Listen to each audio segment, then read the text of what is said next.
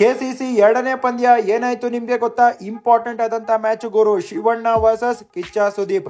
ಕಿಚ್ಚ ಸುದೀಪ್ ಅವರ ತಂಡದಲ್ಲಿ ತಿಲಕರತ್ನಿ ದಿಲ್ಶಾನ್ ಅವರು ಆಡಿದ್ರು. ನಮ್ಮ ಶಿವಣ್ಣ ಅವರ ತಂಡದಲ್ಲಿ ಸುರೇಶ್ ರೈನಾ ಅವರು ಆಡಿದ್ರು.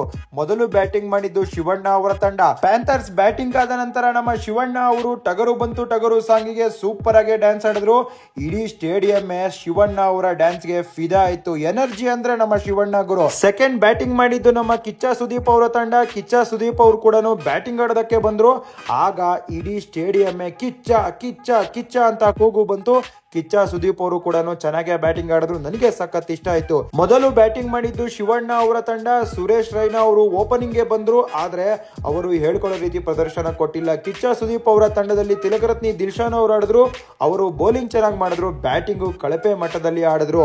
ಇದೀಗ ಯಾವ ತಂಡ ಗೆದ್ದಿದೆ ನಾನು ನಿಮ್ಗೆ ತಿಳಿಸ್ಕೊಡ್ತೀನಿ ಬನ್ನಿ. ಪ್ರದೀಪ್ ಅವರು ಸೂಪರ್ ಆಗಿ ಬೌಲಿಂಗ್ ಮಾಡಿದ್ರು. ಪ್ಯಾಂಥರ್ಸ್ ಶಿವಣ್ಣ ತಂಡ ಗೆದ್ದಿದೆ 21 ರನ್ ಇಂದ ಚಿಂದಿ ಗುರು.